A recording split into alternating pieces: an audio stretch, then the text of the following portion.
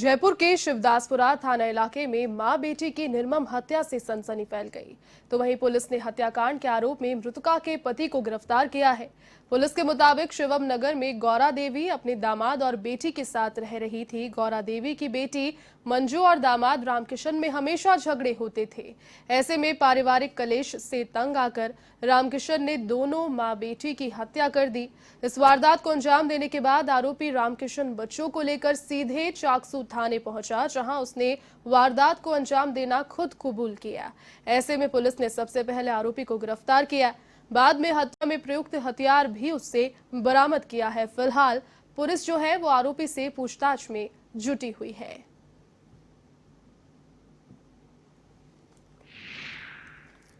थाने पर यह सूचना मिली कि शख्स रामकिशन सैनी निवासी शिवम नगर चंदलाई रोड शिवदासपुरा ने अपनी पत्नी मंजू देवी और सास गौरा देवी की गला काटकर हत्या कर दी है। सूचना पर मुकदमा दर्ज कर मैं मौके पर पहुंचा, मौका मुआयना किया और हालात और साक्ष्यों के अनुसार मुलजिम रामकिशन को मौके पर गिरफ्तार किया गया। घटनास्थल का एफएसएल से परीक्षण और मुआयना करवाया गया। लाश वास्ते पोस्टमार्टम महात्मा गांधी अस्पताल में भिजवाई गई। राजधानी जयपुर के चौमू कस्बे में अलग अलग घटनाओं में दो युवकों की संदिग्ध परिस्थितियों में मौत हो गई। पहली घटना इमाम चौक पर स्थित पठान मोहल्ले की है, जहां पर एक युवक की संदिग्ध परिस्थितियों में मौत हो गई। इस दौरान मामला संदिग्ध लगने पर पुलिस ने एफएसएल टीम को मौके पर बुलाकर साक्ष्य जुटाए। साथ ही पुलिस मामले की जांच में जुट गई है। तो वहीं दूसरी घटना रेलवे स्टेशन रोड की है, जहां पर एक युवक ने फांसी का फंदा लगाकर आत्महत्या कर ली। मामले की सूचना पाकर पुलिस मौके पर पहुंची और सुनील ताखर के रूप में मृतक की शिनाख्त की है। फिलहाल चौमू पुलिस पूरे मामले की जांच कर रही है।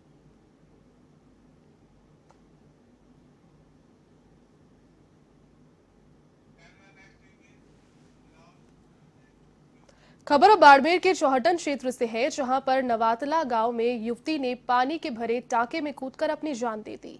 सूचना पर पहुंची पुलिस ने शव को अपने कब्जे में लिया और शव का पोस्टमार्टम करवाने के बाद उसे परिजनों को सौंप दिया। साथ ही मामले में जांच भी प्रारंभ कर दी है।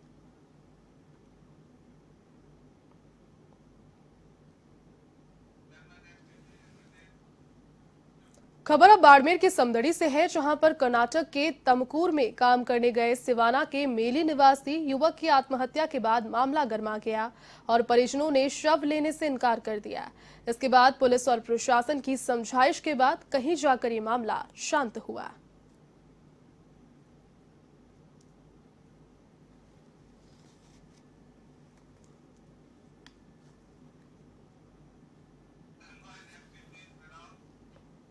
खबर अब टॉक के पिपलू क्षेत्र से है, जहां पर रानोली गांव में 3 दिन से लापता युवक का शव खेत पर बने कुएं में मिला, जिसकी शिनाख्त रानोली निवासी विकास मीणा के रूप में हुई है।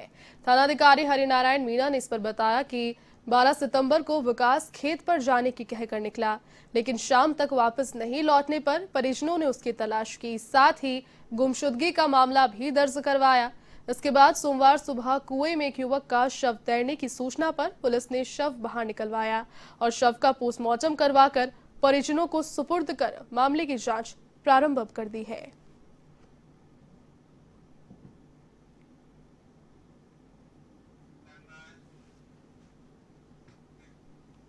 भाजपा के पूर्व जिलाध्यक्ष सहीराम दुसाद की सोमवार को जामसर के पास हुए सड़क हादसे में मौत हो गई।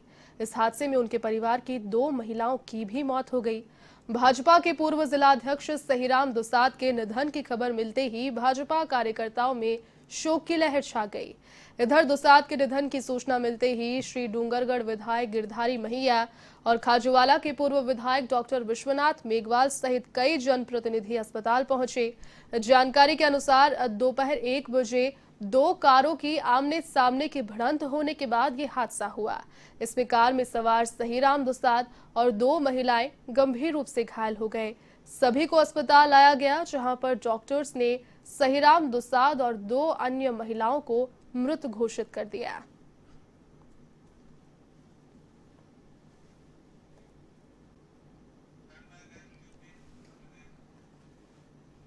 तो वहीं कोटा के रामगंज मंडी क्षेत्र में कार और बाइक की टक्कर होने से 7 लोग गंभीर रूप से घायल हो गए। जानकारी के मुताबिक अस्कली निवासी 5 लोग कार में सवार होकर कहीं जा रहे थे, तभी ऊंडवा के पास कार की बाइक से टक्कर हो गई। हादसे में बाइक और कार सवार 7 लोग घायल हो गए, जिनका उपचार जारी है।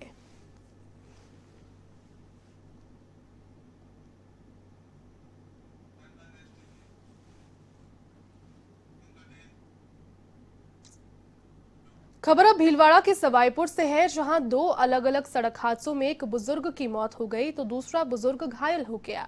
सवाईपुर चौकी प्रभारी सत्यनारायण शर्मा ने बताया कि वैन की चपेट में आने से बनका खेड़ा निवासी गिरधारी जाट गंभीर रूप से घायल हो गए। इस हादसे के बाद घायल को अस्पताल पहुंचाया गया, जहां पर इलाज के दौरान उन्होंने अपना दम तोड़ दिया। तो वहीं चांदगढ़ गांव के पास अज्ञात वाहन की टक्कर से चांदगढ़ निवासी उदय लाल ओढ़ घायल हो गया। इस दौरान घायल को सवाईपुर चिकित्सालय ले जाया गया, जहां से उसे जिला अस्पताल रेफर किया गया।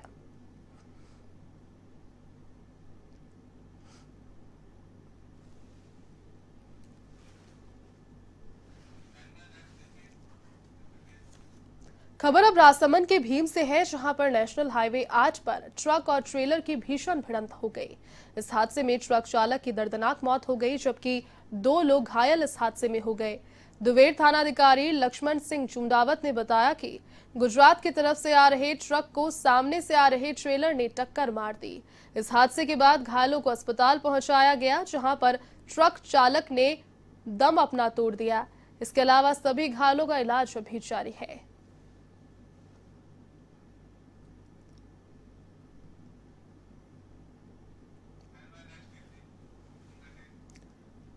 खबर अब बूंदी के हिंडौली क्षेत्र से है, जहां पर ढाकनी गांव में बिजली चोरी पकड़ने गई विजिलेंस टीम पर ग्रामीणों ने हमला कर दिया।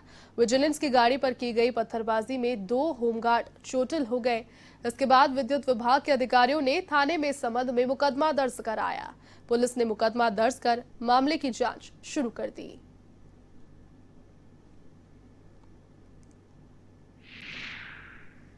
मामला यह है कि विजिलेंस में लाइट वालों के साथ में गए थे और वहाँ का चोरी ना लाइट थी, मीटर वीटर खोल रहे थे तो गेट में अंदर भी नहीं घुसने दिया, नहीं घुसे। ऊपर खंबा से तार काट रहे थे। उस पीरियड में पहले तो लाठी लेके आए थे, लाठी वाठी तो उन्होंने रोक ली, बाद में पत्थर चालू कर दिया। बहुत पत्थर मारे, गाड़ी तोड़ दी और इसकी भारी जोखम आई 2 जोनों की, एक के तो पैर में आई, एक के हाथ में आई।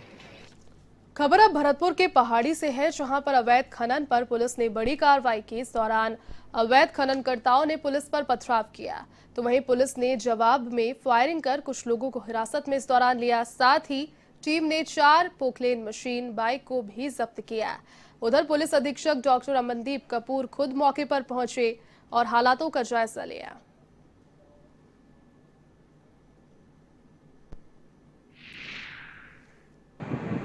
जिसमें गादरेन अभी जो गांव है उसके आसपास का जो पहाड़ क्षेत्र है उसमें ये अवैध खनन की सूचना काफ़ी दिन से प्रशासन और पुलिस के पास इकट्ठा हो रही थी। इस पर हमने सूचना एकत्रित करके और कल बीती रात को माइनिंग, रेवेन्यू और पुलिस की जॉइंट टीम ने वहाँ पे अवैध खनन के विरुद्ध कार्रवाई की। गोपनीय गस्तों से रणनीति प्रभावी बनाते हुए मौके पे पहुंचते ही वहाँ पे 4 पोकलेन मशीन और उसमें जो खनन का मटेरियल था उसको लोडेड कुछ ट्रैक्टर्स, कुछ ट्रॉले, कुछ चीज़ों को हमने अपने कब्जे में लिया है। बूंदी के बसोली थाना क्षेत्र स्थित बहादुरपुरा गांव में सरकारी जमीन पर कब्जा करने वालों की शिकायत करना आधा दर्जन परिवारों को भारी पड़ गया। यहां पर अतिक्रमियों ने खाप पंचायत बुलाकर शिकायतकर्ता परिवारों को समाज से बहिष्कृत करने का फरमान तक सुना डाला। मिली जानकारी के अनुसार बहादुरपुरा गांव में 32 बीघा चारागाह भूमि पर गांव के दबंग परिवारों ने कब्जा कर लिया था, जिसके बाद गांव के ही कुछ लोगों ने बसौली पुलिस और उपनौली उपखंड अधिकारी को मामले से अवगत करवाया। इस पर आक्रोशित दबंगों ने 12 गांव की पंचायत बुला ली और उन परिवारों का हुक्का पानी तक बंद करवा दिया।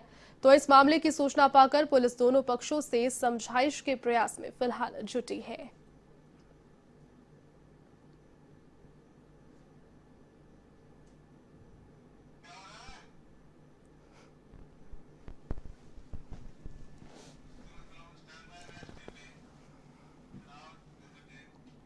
तो वहीं झुंझुनू के गुढ़ागौड़जी थाना इलाके की एक युवती को 2 महीने तक हुए पहले गैंग रेप में अभी तक भी न्याय नहीं मिला है। पुलिस ने इस संबंध में सामूहिक दुष्कर्म का मामला दर्ज होने पर भी आरोपियों को नहीं पकड़ा है। अभी तक आरोपी गांव में खुलेआम घूम रहे हैं और पुलिस आरोपियों को फरार बता रही है। पीड़िता ने 3 दफा एसपी जेसी शर्मा से मिलकर आरोपियों को गिरफ्तार करने की गुहार लगाई, लेकिन कार्रवाई के नाम पर उसे केवल आश्वासन ही मिला। पिता के साथ एसपी से मिलने पहुंची पीड़िता का कहना है कि यदि आरोपियों की गिरफ्तारी नहीं होती तो एसपी ऑफिस और गुढ़ा थाने के सामने न केवल वो धरना देगी बल्कि आत्मदाह करने को भी मजबूर हो जाएगी।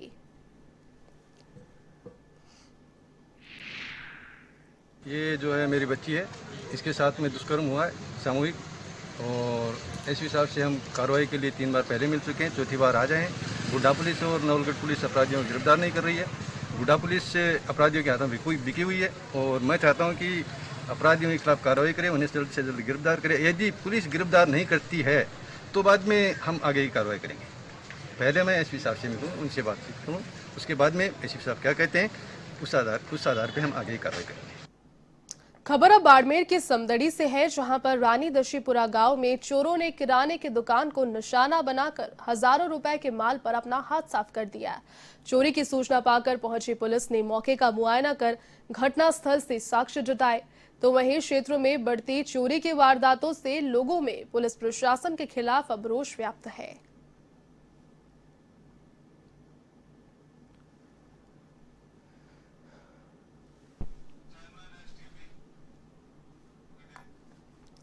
तो वहीं झालावाड़ के पिड़ावा में भी इन दिनों चोरों के हौसले पूरी तरह बुलंद है। कस्बे के खंडूपुरा मोहल्ले में घनी आबादी के बीचों बीच चोरों ने एक मकान में घुसकर अलमारी के ताले तोड़ डाले। इस दौरान चोरों ने सोने चांदी के जेवरात और 50,000 रुपए की नकदी पर अपना हाथ साफ कर दिया। तो वहीं घटना की सूचना पाकर मौके पर लोगों की भीड़ इकट्ठा हो गई। फिलहाल पुलिस जो है चोरों की तलाश में जुटी है।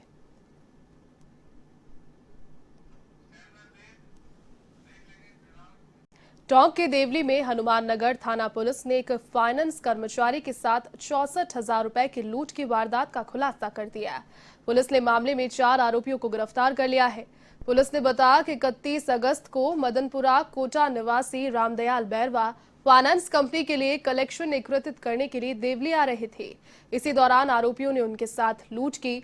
तो वहीं सभी चारों आरोपी केशव बिलास गांव के भैरूजी के मंदिर में छुपे हुए थे, जिन्हें पुलिस ने दबिश देकर दबोच लिया। पुलिस फिलहाल आरोपियों से दूसरी अन्य वारदातों के बारे में भी पूछताछ करने में फिलहाल जुटी हुई है।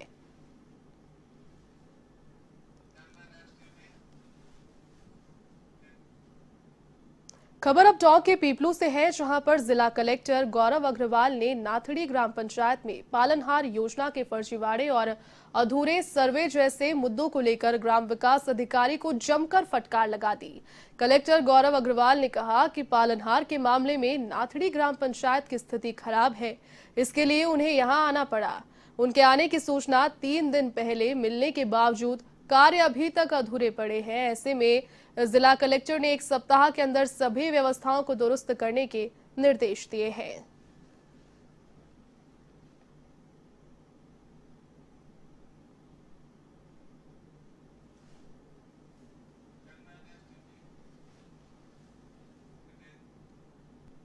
खबर अब टोंक के निवाई क्षेत्र से है, जहां पर पीपलू में विधायक प्रशांत बैरवा ने अस्वस्थ होने के बावजूद जन सुनवाई की। ग्रामीण और शहरी क्षेत्र के लोगों ने बिजली पानी की समस्याओं को लेकर विधायक को लिखित में ज्ञापन भी सौंपा। साथ ही निवाई पीपलू क्षेत्र में बढ़ रहे कोरोना मामलों को लेकर बीसीएमओ शैलेश चौधरी को दिशा निर्देश दिए, लेकिन जनसुनवाई में सोशल डिस्टेंसिंग की धज्जियां यहां पर जमकर उड़ाई गई। इस दौरान एसडीएम रूबी अंसार, तहसीलदार प्रांजल कंवर, विकास अधिकारी सरोज बैरवा सहित अन्य विभागों के अधिकारी और कर्मचारी उपस्थित रहे।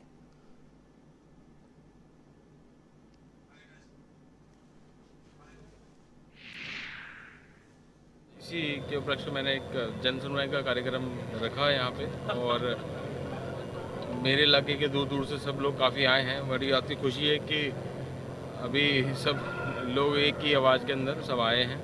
मैं चाहता हूँ कि जितना दिक्कतें आ रही हैं, जैसे VCR बढ़ना बहुत ज़्यादा महंगा पड़ रहा है जनता को। आई थिंक वो चीज़ें वहाँ वो दुरुस्त की जाए। इस और भी कई सारी चीज़ें हैं, कई उस सारे मैटर को लेके मैं आज आप इसलिए कार्यक्रम को जन सुनवाई रखी है। हनुमानगढ़ की संगरिया पंचायत समिति में 26 ग्राम पंचायतों के चुनाव 28 सितंबर को होने जा रहे हैं। 26 ग्राम पंचायतों में पंच सरपंच के चुनाव होंगे। ऐसे में जिला निर्वाचन अधिकारी और रिटर्निंग अधिकारी भी चुनाव की तैयारियों में जोर शोर से जुटे हुए हैं।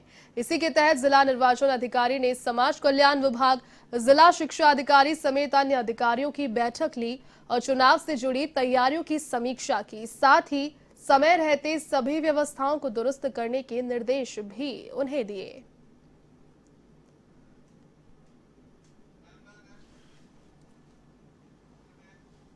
खबर अब पाली के सुमेरपुर से है, जहां पर तखतगढ़ और आसपास के क्षेत्रों में लगातार हुई बारिश के बाद मौसमी बीमारियों का खतरा मंडराने लगा है। ऐसे में मच्छरों से होने वाली बीमारियों को रोकने के लिए पालिका प्रशासन अब हरकत में आया है। दरअसल नगर पालिका क्षेत्र के सभी वार्डों में फॉगिंग की व्यवस्था की गई, जिससे कि मच्छर जनित जो रोग होते हैं उन्हें रोका जा सके।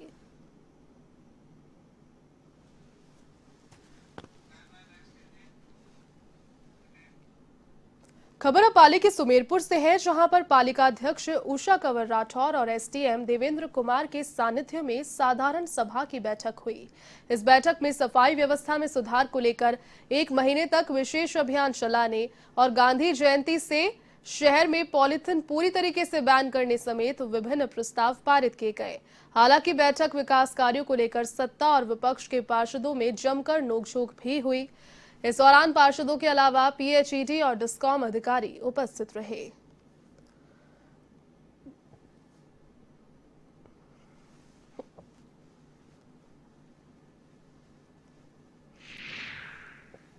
आज नगर पालिका बोर्ड की सेकंड बैठक थी नवगठित बोर्ड की, जिसमें कुल 15 एजेंडे चर्चा के लिए रखे गए थे, जिसमें 14 एजेंडों पर चर्चा हुई। उपखंड अधिकारी जी थे, आरएससी और पीएचडी के भी स्टाफ आज आए थे, जिसमें मुख्य रूप से 2 अक्टूबर से सुमेरपुर में पॉलीथीन बैन करने का निर्णय लिया गया। उसके अलावा नगरीय भूमि निष्पादन नियम के तहत नई योजनाओं को भी करने का निर्णय लिया गया, जिसमें उस योजना के तहत 50% भूखंड नीलामी से 50% भूखंड आवंटन से करने का निर्णय लिया गया। इसके अलावा शहर के विकास कार्यों पर चर्चा की गई, सभी वार्डों में सफाई व्यवस्था पर चर्चा की गई और पेयजल की व्यवस्था में जो शेष वार्ड रहे हैं वहाँ पर भी ट्यूबवेल कराने का निर्णय लिया गया और सिणप तालाब पर एक वृद्धाश्रम बनाने का भी निर्णय लिया गया और कई और मुद्दे जो जनहित से मुद्दे थे उस पर चर्चा की। खबर अब पाली के मारवाड़ जंक्शन क्षेत्र से है, जहां पर देवली ग्राम पंचायत में भामाशाह के सहयोग से हरियालो राजस्थान अभियान के तहत मुख्य सड़क के दोनों तरफ पौधारोपण किया गया। इस दौरान विधायक खुशबीर सिंह, एसडीएम पुष्पा कंवर के नेतृत्व में करीब 200 पौधे लगाए गए। इस दौरान एसडीएम पुष्पा कंवर ने ग्रामीणों को अपने जीवन में एक वृक्ष लगाने और उसकी देखभाल करने का आह्वान किया। इस मौके पर तहसीलदार पीरूलाल, थानाधिकारी गोपाल बिश्नोई, सरपंच आनंद चौधरी सहित सैकड़ों ग्रामीण उपस्थित रहे।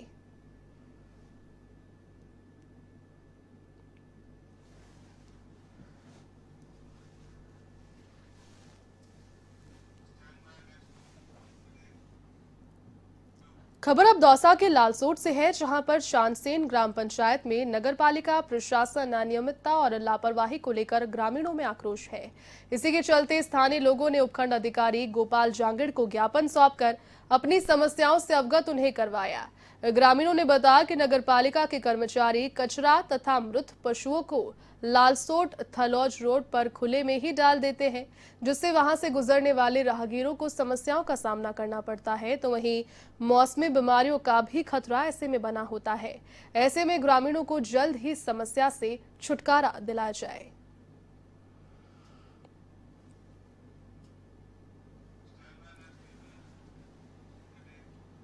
तो वहीं राजधानी जयपुर के कोटपुतली कस्बे के इटली जोहड़ में जलभराव की समस्या के समाधान को लेकर ग्रामीणों ने एसडीएम को ज्ञापन सौंपा है। ग्रामीणों का कहना है कि जल भराव की वजह से आम रास्ता बंद हो गया और पानी में गंदगी से मच्छर जनित बीमारियों का खतरा भी बढ़ता जा रहा है। साथ ही पालिका प्रशासन भी इस और अभी तक कोई ध्यान नहीं दे रहा। तो वहीं एसडीएम सुनीता मीणा ने ग्रामीणों को शीघ्र ही समस्या का समाधान करने का आश्वासन दिया।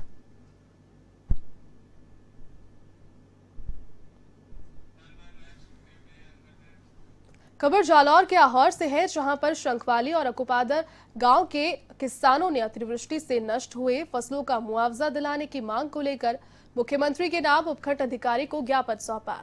इस ज्ञापन में बताया गया है कि कुछ दिनों पहले क्षेत्रों में हुई अतिवृष्टि से खेतों में खड़ी फसल पूरी तरह नष्ट हो गई। इसी के चलते किसानों के सामने मुश्किलें खड़ी हो गई है। ऐसे में सरकार की ओर से किसानों को उचित मुआवजा दिया जाए।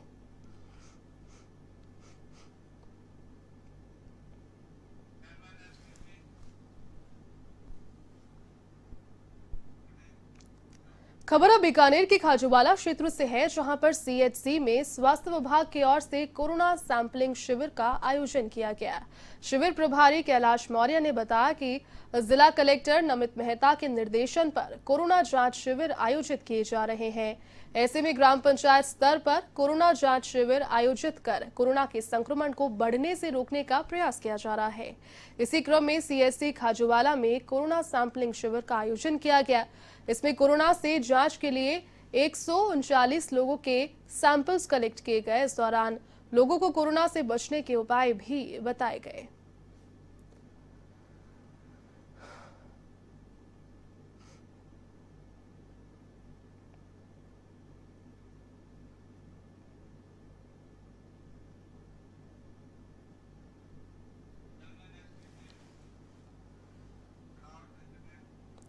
धौलपुर जिले के ग्रामीण इलाकों में तंत्र मंत्र और अंधविश्वास हावी है। इसके एक बानगी दरियापुर में सांप काटने से मृत पिता और पुत्र को जिंदा करने के मामले में देखने को मिली, लेकिन कथित तांत्रिक भी दोनों को जिंदा नहीं कर पाए। सोमवार को दोनों मृतकों का अंतिम संस्कार करने के लिए परिजन जब शमशान घाट पहुंचे, वहां भी तांत्रिक और नीम हकीम आ धमके। उन्होंने फिर से दोनों को जिंदा करने का दावा किया और झाड़ फूंक शुरू कर दिया। दरअसल सदर थाना क्षेत्र के गांव दरियापुर में रविवार को पिता और पुत्र की सांप के डसने से मौत हो गई थी।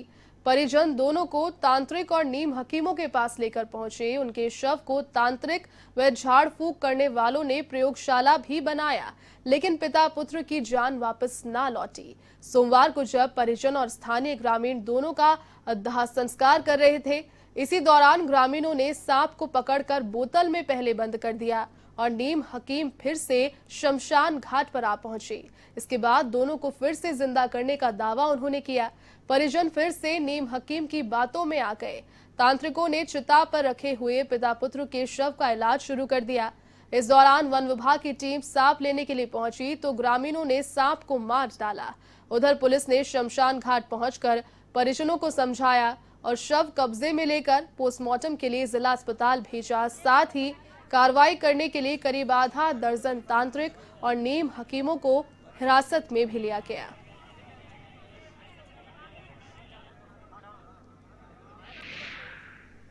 के करीबन ये लोग दोनों को शमशान घाट में लेकर आए दाह संस्कार के लिए। इसके बाद घर पर जिस सांप ने उनको काटा था उसको पकड़ लिया गया है। इसके बाद लोगों ने ये सूचना दी कि उनकी कुछ अभी जान बाकी है, सांस वगैरह उनमें आ रही है। इसके बाद उनको द्वारा से चिता से निकालकर भाईगिर को बुलाकर उनका इलाज कराया जा रहा है। इसके बाद अभी तक इनकी दाह संस्कार नहीं हो पाया है। चलिए इस वक्त की बड़ी खबर करौली से सामने आ रही है फिलहाल, जहां करौली के सपोटरा में एसीबी की टीम की बड़ी कार्रवाई यहां पर हुई है। तहसीलदार विष्णु भारद्वाज 8,000 रुपए की रिश्वत लेते रंगे हाथों गिरफ्तार किया गया है। पेट्रोल पंप की एनओसी देने के एवज में तहसीलदार ने रिश्वत मांगी थी। 2 महीने से परिवादी संजीव सिंह तहसील के चक्कर यहां पर काट रहा था। उप अधीक्षक अमर सिंह मीना के नेतृत्व में पूछताछ फिलहाल की जा रही है। और करौली के सपोटरा से बड़ी खबर आपको बता रहे हैं। तहसीलदार को यहां पर 8,000 रुपए की रिश्वत के साथ एसीबी की टीम ने रंगे हाथों ट्रैप किया है। तहसीलदार विष्णु भारद्वाज को 8,000 रुपए की राशि के साथ में रंगे हाथों गिरफ्तार किया है। दरअसल पेट्रोल पंप की एनओसी देने के एवज में रिश्वत की मांग की थी और पिछले 2 महीने से जो परिवादी है संजीव सिंह, जिसका नाम बताया जा रहा है, वो तहसील के चक्कर पे चक्कर काट रहा था। उप अधीक्षक अमर सिंह मीना के नेतृत्व में फिलहाल गिरफ्तार किए गए तहसीलदार विष्णु भारद्वाज से पूछताछ जारी है। बड़ी खबर करौली से।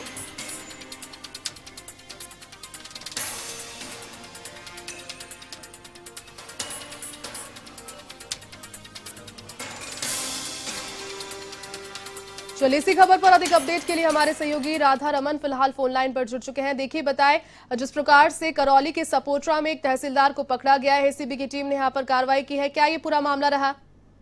देखिए जैसे ये करौली जिले के सपोट्रा की बहुत ही आज की बड़ी कार्रवाई है, जिसमें तहसीलदार को 8,000 रुपए की रिश्वत लेते हुए एसीबी के डिप्टी ने यहाँ पर रंगे हाथों पकड़ा है।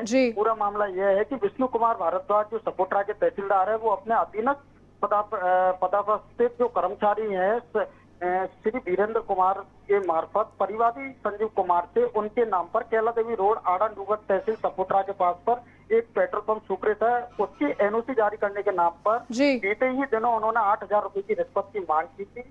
उस रिश्वत की राशि को आज तहसीलदार सपोट्रा को उसके अधीनस्थ कार्मिक के द्वारा उसको सौंपा जा रहा था, तभी एसीबी की टीम ने उनको रंगे हाथों दबोच लिया।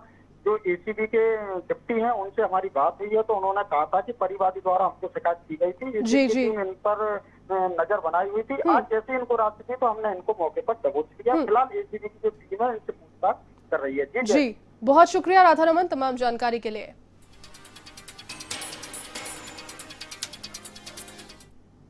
चलिए गांव की दुनिया के आज के सफर में फिलहाल के लिए बस इतना ही। देश और दुनिया की तमाम बड़ी खबरों को देखने के लिए आप देखते रहिए A1 टीवी। नमस्कार।